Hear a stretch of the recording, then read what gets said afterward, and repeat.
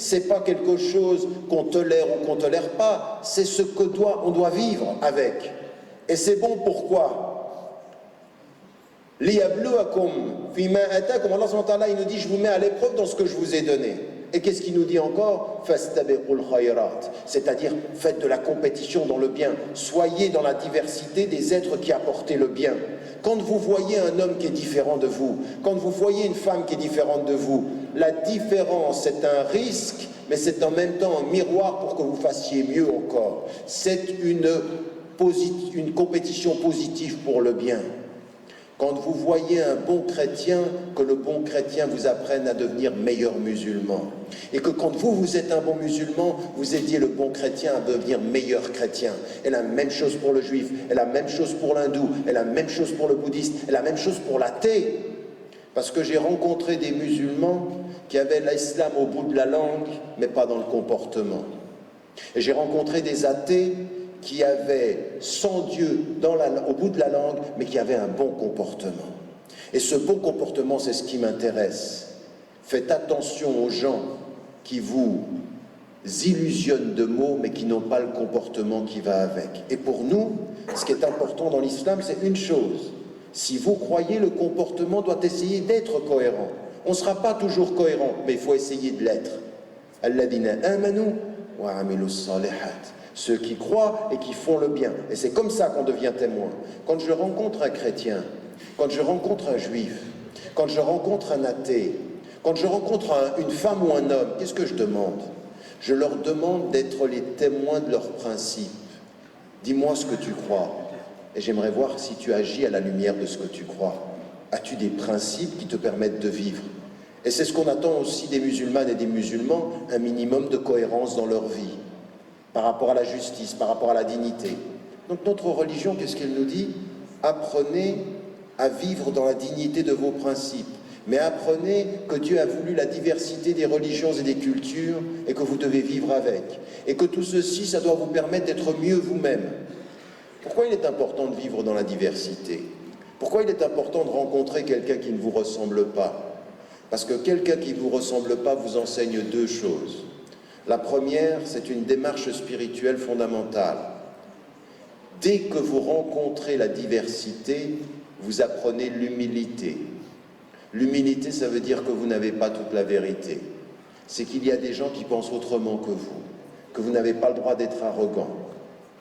Mieux que ça encore, même si vous pensez que vous avez la vérité, il se peut que demain, que celui qui n'est pas pour vous dans la vérité soit meilleur que vous dans sa vérité que vous-même. Il se peut même que vous, demain, vous perdiez votre vérité et que lui gagne une vérité, qui soit même peut-être la vôtre. Vous ne savez jamais de quoi demain est fait, et raison pour laquelle vous n'avez pas à juger. Vous n'êtes pas des juges, vous êtes des témoins. Vous n'êtes pas des juges, vous êtes des témoins. Et ça, c'est une dimension qui est très importante pour nous. Toi tu dis et nous on juge. Qui dit ça? Dieu juge, pas vous. Donc vous n'êtes pas là pour juger les gens. Vous êtes là pour être des témoins et de faire du mieux que vous pouvez. Voilà ce que nous sommes. Des êtres qui essayons de faire du mieux que l'on peut. En disant La yukallifullahu nafsan illa wus'aha. Que Dieu ne demande pas à quelqu'un plus que ce qu'il peut faire. Mais ce qu'il peut faire, il doit le faire. Donc ici, quand on comprend cette religion, on comprend qu'on doit avoir une position d'humilité spirituelle. Une humilité spirituelle, ça veut dire quoi? Ça veut dire non seulement que celui qui ne me ressemble pas, il m'envoie comme message que je n'ai pas toute la vérité, mais il m'envoie une autre chose. Il m'envoie le fait que je dois apprendre à le connaître. Et ça, c'est le verset que vous connaissez. Et les musulmans sont très contents de le répéter, mais ils ne l'appliquent pas très souvent. Ya ayyuhan nas, inna khalaqnakum min dhakarin wa untha, wa ja'alnakum shu'uban wa qaba'ila lita'arafu. Ô vous les hommes, nous vous avons créé d'un homme et d'une femme, et nous vous avons constitué en nation et en tribu. Pourquoi lita'arafu? Pour que vous connaître. Alors j'ai une question. Vous, les femmes et les hommes de Suisse ou d'Allemagne, qui êtes de confession musulmane, Combien de temps de votre vie vous prenez pour connaître les autres? Parce qu'il ne s'agit pas de citer le Coran, il s'agit de l'appliquer. Qu'est-ce que vous lisez du christianisme? Qu'est-ce que vous lisez du judaïsme? Qu'est-ce que vous lisez du bouddhisme? Qu'est-ce que vous lisez de l'hindouisme? Qu'est-ce que vous savez de la philosophie? Quel temps avez-vous pris pour connaître l'autre? Quand vous êtes musulman, ce n'est pas aux autres uniquement de connaître l'islam, c'est aussi à vous de connaître vos concitoyens. Parce que si vous ne connaissez pas l'autre, comment allez-vous connaître son histoire? Alors là, on vient à la vraie question. Il ne s'agit pas de citer le Coran et dire, vous voyez, le Coran, il est grand. Oui, le Coran est grand, mais les musulmans, parfois, sont tout petits. Parce qu'ils ne l'appliquent pas. Parce qu'ils ne l'appliquent pas. Et ça, il faut vraiment l'appliquer, parce que plus vous apprenez des autres, plus vous apprenez que vous avez beaucoup à apprendre. Beaucoup à apprendre. Quand j'étais plus jeune et que je partais en Inde, que j'allais au nord de l'Inde et que j'allais m'asseoir avec le Dalai Lama, mais j'apprenais énormément. Quand à 4 heures du matin, un jour, j'étais assis avec lui et qu'il m'expliquait comment il était discipliné dans sa spiritualité, j'avais envie de revenir chez certains musulmans et dire, il faut peut-être que vous vous réveillez au Fajr. Parce qu'il enseignait la discipline spirituelle. Le bouddhisme, c'est pas du n'importe quoi, c'est de la discipline spirituelle. Il faut étudier. Et aujourd'hui, ne confondez pas, vous devez, à mon sens, avoir une position extrêmement claire sur tout État qui est un État oppresseur, quel qu'il soit, musulman ou chrétien ou juif ou athée ou séculier. Tout État qui produit de la terreur, il faut être debout. Il faut dire non. Nous sommes des êtres de dignité, nous sommes contre les dictatures et l'oppression. Mais ne confondez pas la politique de l'État d'Israël avec les Juifs et le judaïsme. Il y a dans le judaïsme une richesse spirituelle qu'il faudrait que vous étudiez.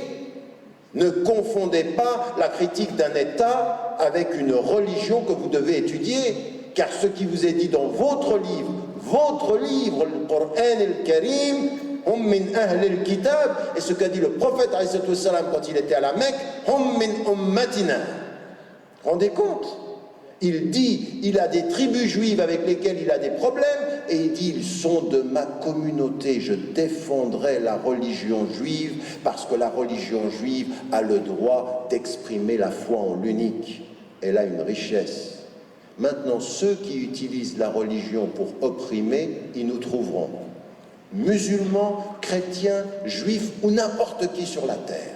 Le vrai témoignage, ça n'est pas uniquement de se lever contre les erreurs des autres, c'est d'avoir la conscience critique de soi,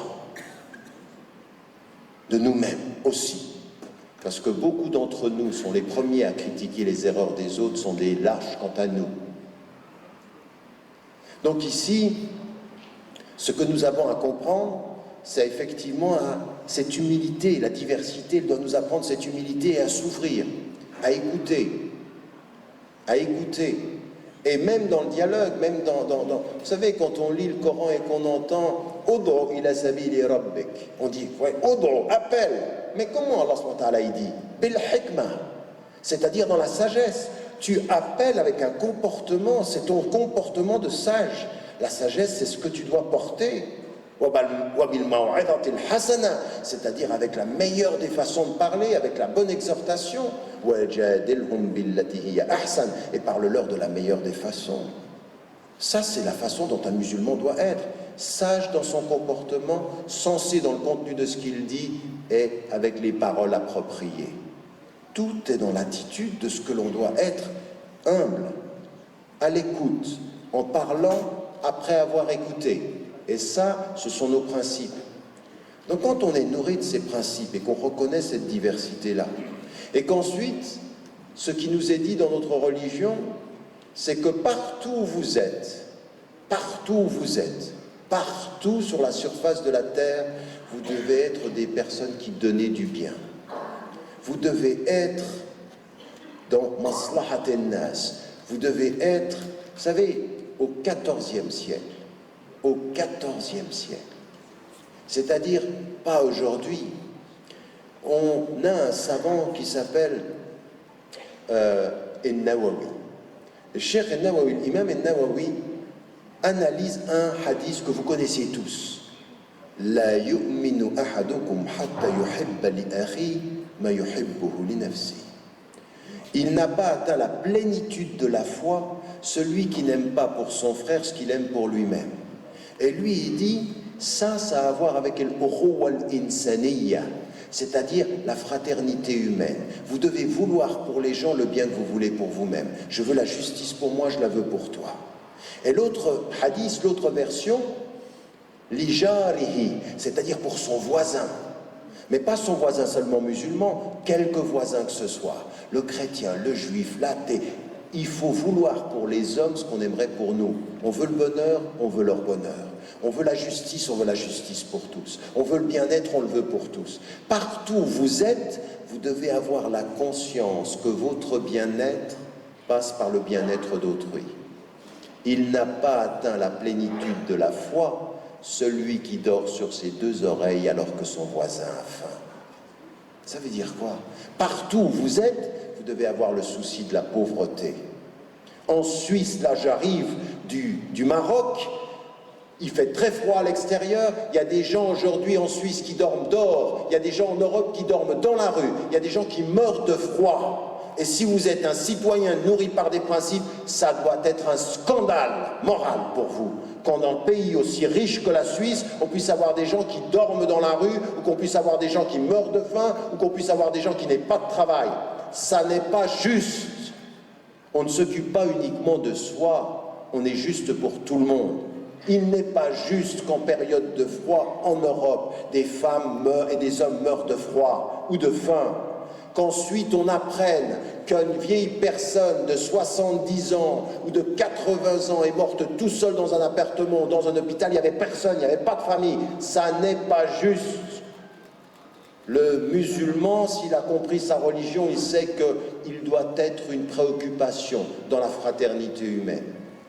Donc une fois qu'on a compris ces principes-là, vous pensez que ce que je viens de dire là, amenez-moi tous les Suisses, même les gens de l'UDC, amenez-les dans cette salle. Amenez-les dans cette salle et demandez-leur, est-ce que vous avez entendu dans ce qui vient d'être dit quelque chose qui s'oppose au fait d'être Suisse? Le contraire. Si nous avons compris ce message-là, être musulman et Suisse, c'est un cadeau pour la Suisse.